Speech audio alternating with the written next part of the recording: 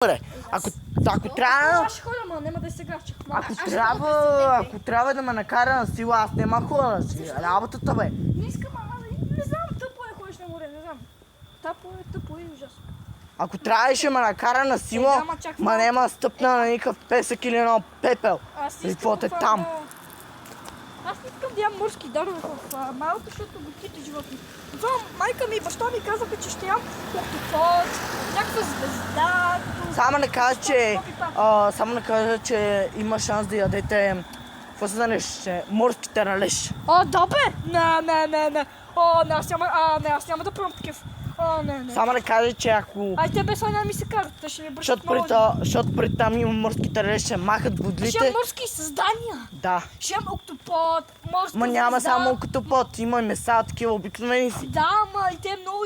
Майка, баща ми и сестра ми много обичат месо. Ама много и нудълс. Ама какви правят меса? Само не кажа, че там дето ще ходиш. Снимам ли се добре, я виж? Да, перфектно снимаш. Там да кажа, че нали пред като отидеш там, там трябва да има един ресторант, където отиваш с кола и казваш какво искаш. Кола, сода, пикник, там такива глупости. Защото буквално знаеш ли, че там ресторанта, нали как е маста и до теб има вода. Знаете ли, че аз съм виждал кораба на капитан Джак Спароу? Истинския. Не точно, в Приморско. Да, ама там, нали, пред не е там филма. Да, ама аз исках да се кача, обаче не можах. Бате, аз вия Джак... И там буквално си виж някакъв капитан Джак Спароу, кораба на капитан Джак Спароу ще тръгне точно след 5 минути, така че не губите време и веднага се качите на кораба на капитан Джак Спароу. Само не кажа, че ти няма да срещнеш истинския. Да, но не искам да го виждам. Защо? Знаеш колко е интереса. И е забавен. Приче говори. Пирати, какво правите, деца? Пирати? Да. What? Да, защото преди ти се качваш на перлата му.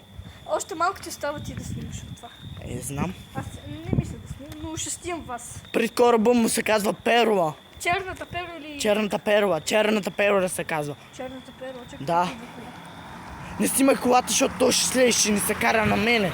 По-скоро жената. Ще пак ще обърне. Защото преди като се обърне колата, вече ще трък. 9:17, айде. Айде сега минем от тук надолу и ходим. Точно така е по-добро към вас и после Михела. Изпращай ми, направо съм вече към къщата. Чакай бе, ви ще бъдат пред нас. Мама иска да се превръща, не ме реши ходи ми. Аз ще гледа работата бе. Кога ще ходите на море?